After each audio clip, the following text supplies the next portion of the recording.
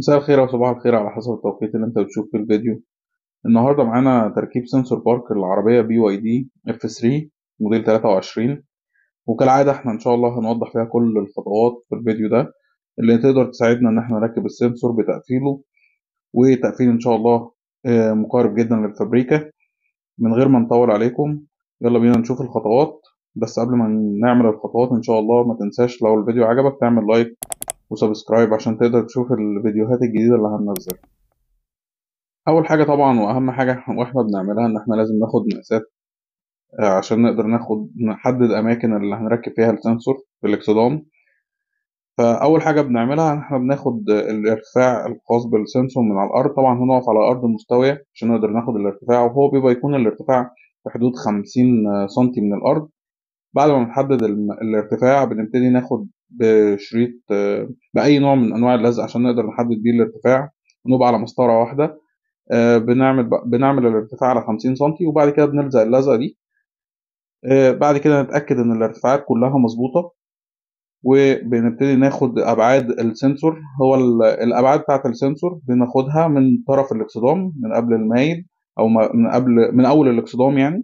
بناخد حوالي 10 سنتي أو 15 سنتي، تمام. وبنعمل علامة يمين وشمال، وبعد كده نحسب المسافة ما بين النقطتين اللي احنا عملناهم دول، ونقسمهم على 3 عشان نقدر نحدد أماكن كل سنسور. بعد ما بنحدد نبتدي بقى بالشنيور نخرم ونعمل الفتحات الخاصة بالسنسور، تمام. زي ما انتم شايفين بنعمل الخرم الأولاني، تمام. طبعا البونطة لازم نكون متأكدين منها إن هي كويسة عشان ما تبوظش الاكسدام، واللزقة دي كمان بتحمي الاكسدام من أي خرابيش. نعمل الخرم الأولاني وبعد كده نعمل الخرم التاني.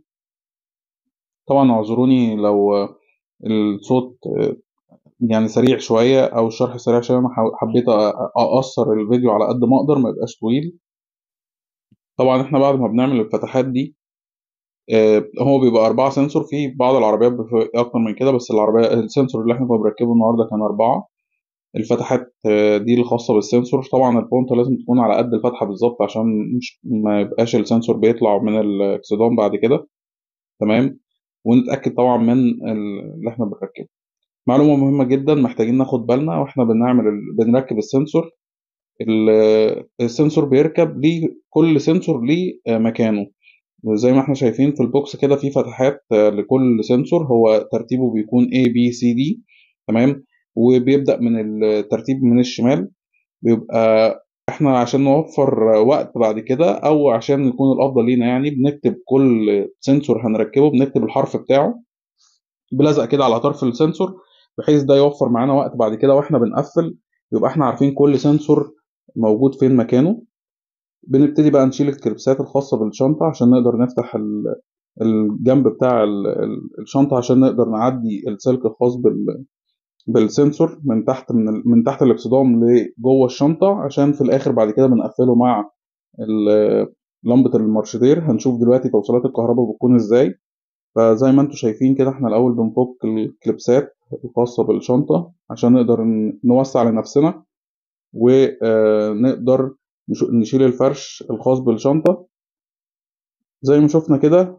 بعد ما عملنا الحروف لكل سنسور ورتبناهم، نبتدي ندخل السنسور من الاكسدام من الفتحات اللي احنا عملناها، ونوسع لنفسنا. هننزل تحت العربية نبتدي نوسع لأماكن السنسور اللي احنا هنركبه. طبعا أهم حاجة واحنا بنقفل يكون السلك الخاص بالسنسور معدينه بعيد عن الاكسدام من ورا او من حامل الاكسدام. كمان اهم حاجه المكان اللي احنا نعدي منه السلك يكون مكان كويس، بحيث ان بعد كده لو حبينا سواء الاكسدام بقى حصل له حاجه او حبينا ان احنا نفك السنسورز دي او نفك الاكسدام، يبقى احنا عندنا المسافه الكافيه او المكان اللي نقدر نشيل منه السنسور ونركبه من غير ما نبوظه. وفي نفس الوقت نبقى عاملين مسافه للسلك بحيث ان هو ما يبقاش ساقط من الاكسدام وباين. وفي نفس الوقت احنا برضو مش شادين السلك على الاخر، بحيث ان لو الاكسدام حصل فيه اي حاجه السنسور ما يتاثرش ونقدر نفكه ونركبه تاني بسهوله. زي ما انتم شايفين انا بحاول اعدي السلك من الفتحات وبظبط الاسلاك بحيث ان هي من جوه ما تبقاش طويلة، لأن هو أحيانا السلك بيبقى أطول شوية، كل سنسور على حسب بعده. في معلومة مهمة جدا اللي هي علامة الأب دي، كل سنسور ليه اتجاه عشان يركب عليه، لازم كلمة أب دي تبقى لفوق عشان نركب السنسور مظبوط والقرايات تبقى سليمة. فبنظبط السنسور على الاتجاه بتاعه وبنركب كل سنسور. أهم حاجة علامة الأب دي تبقى لفوق ونركب السنسور.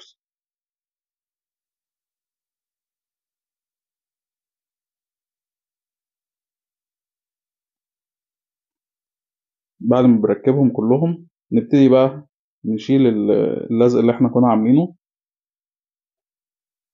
بعد ما قفلنا السلك نبتدي نطلع بيه بقى من الفتحة الخاصة فيه، فتحة طبة كده موجودة في الشنطة، نقدر نطلع منه السلك كله بأي حاجة بس نعديها، ونبتدي نطلع السلك، نسحب السلك كله ونقفله بحيث إن احنا نسحب كل الزيادة جوه في الشنطة ونقفلهم، سواء بقفيز أو بشريط لحام أو أيا كانت الطريقة اللي نجمع بيها السلك. أهم حاجة إن احنا نسحب السلك الزيادة كله ونخليه في الشنطة عشان ما يبقاش مدلدل من تحت الاكسدام. هنا انا قفلت الاسلاك كلها بافزان بحيث ان السلك يبقى ماسك في بعضه وما يبقاش عامل كركبه في الشنطه. ونبتدي بقى نظبط الاسلاك ونعزلها. انا هنا بحب دايما اقفل الاسلاك بقفيز، بحيث ان هي تبقى مرتبطه مع بعضها، ما يبقاش فيه كركبه، نرتب الشنطه بحيث ما يحصلش اي مشكله. وبعد كده نرجع لعلبه السنسور. هنبتدي نوصل التوصيلات بقى اللي احنا كنا عاملاها، احنا كنا محددين الترتيب بتاعنا اللي هو الاي بي والسي والدي، نبتدي بقى على الحروف نبتدي نركب السنسور بنفس الترتيب اللي احنا كنا عاملينه. فكل حرف هيكون موجود ده هيسهل علينا العملية دي، هتسهل علينا تركيب السنسور بعد كده، بحيث ان احنا هنبقى عارفين كل واحد اتجاهه فين. ده طبعا عشان ما يختلفش بعد كده في القرايات معانا.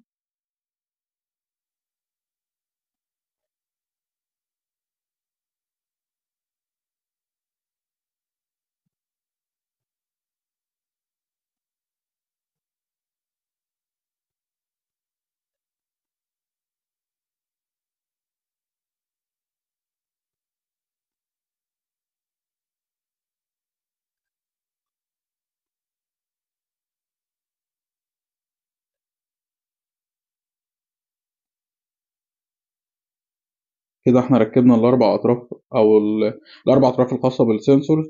هيبقى فاضل لنا الوصلة بتاعة الباور، ودي المهمة جدا عشان نقدر نحدد الكهرباء والأرضي. بناخد الكهرباء والأرضي من اللمبة الخاصة بالمارشدير الموجودة في الكشاف اللي ورا أو في الفانوس اللي ورا يعني. هنشيل الفيشة ببساطة جدا عشان نقدر نحدد فردات الكهرباء. هيكون معانا المفك نقدر نحدد بيه. لو حابب، لو أي حد ما عندوش المفك ده وحابب يعرف ازاي الطريقة بتاعته ونقدر نعمله ازاي، يا ريت تكتبولي في التعليقات وأنا هعمل فيديو بطريقة عمل المفك ده ازاي نقدر نعمله بأي مفك تيست.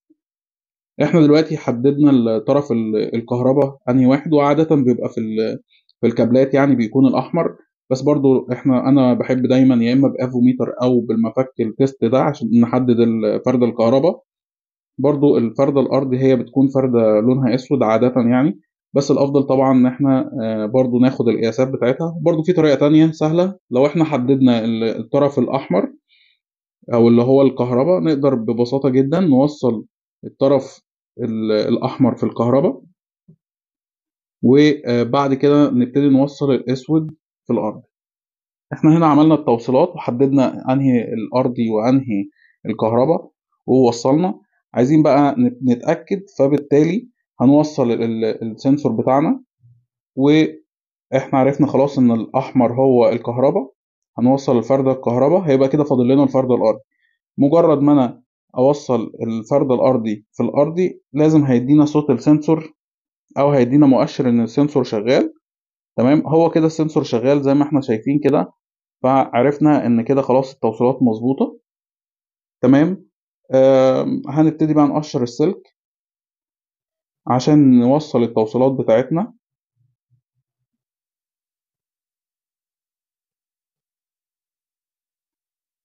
بالراحة خالص. بعد ما حددنا طرفين الأرض والكهرباء هنقشر السلك حتة صغيرة خالص عشان برضو ما نبهدلش حاجة في الضفيرة، ونبتدي نوصل عليها السنسور.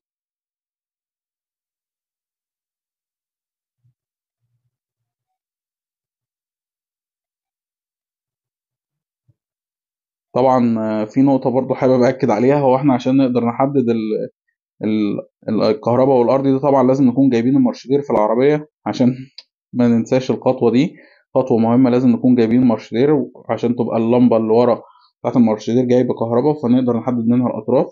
أنا دلوقتي بقشر الأطراف بتاعة الكهرباء والأرضي، هي بتكون تقشيرة بسيطة خالص عشان نقدر نوصل عليها الكهرباء.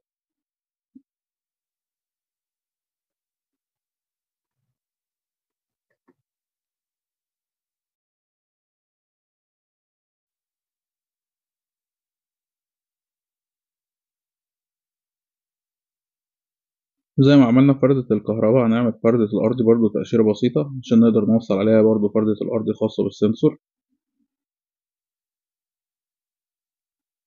ولو انت اتفرجت لغاية هنا ما تنساش ان انت تعمل لايك للفيديو وتعمل سبسكرايب للقناة عشان تقدر تشوف الفيديوهات الجديدة اللي هننزلها ان شاء الله، كل ما يخص العربية ان شاء الله، وكل الحاجات اللي تقدر تعملها بنفسك.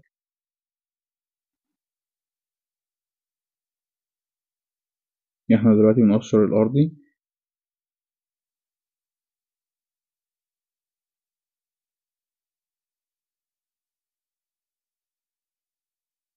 هنبتدي بقى نوصل السلك الخاص بالسنسور الكهرباء والأرضي.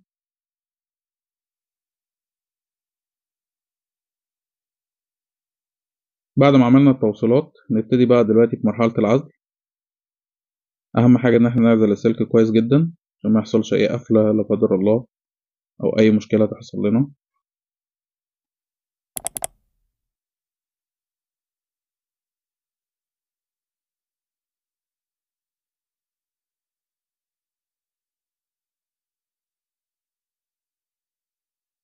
كده عزلنا الفردتين.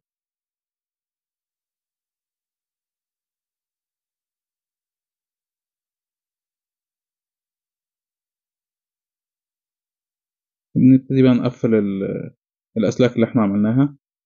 ده شريط عزل حراري زي بتاع التوكيل.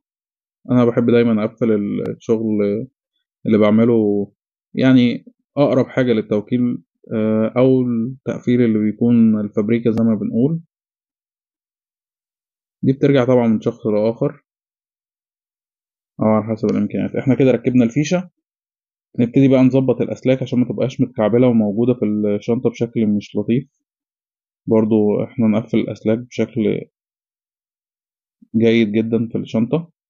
وبعد كده عدينا السنسور اللي هي البانل الخاص بالسنسور عشان نوصله للتابلو قدام. ففي فتحة في الشنطة كده هنشيل بس الشلتة بتاعة الشنطة ونبتدي نعدي في طرف السلك، وهنيجي بقفيز ونربطه في الجنب كده مع في الكابل الخاص بالضفيرة اللي معدي، بحيث برضو نحافظ على الأبعاد، بحيث لو السلك اتشد أو حاجة ما يشدش السلك لغاية اللي ورا خالص في الشنطة، عشان نحافظ على بس السلك ونكون التقفيل بشكل جيد. أي قفيز بلاستيك صغير كده هنركبه.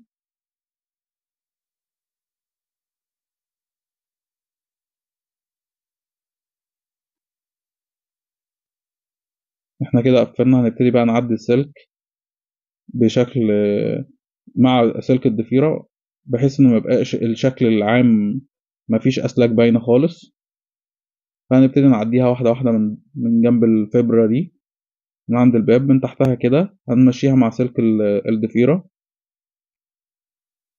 أهم حاجة في التقفيل بس إن هو نقفله كويس بحيث إنه ميبقاش فيه أي سلك خالص باين، ويبقى الشكل الجمالي في العربية في الآخر. يعني نحاول نكون أفضل حاجة يعني.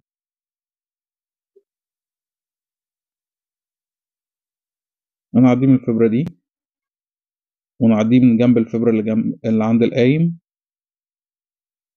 وبعد كده نعديه عند الفبرة الخاصة بباب السواق.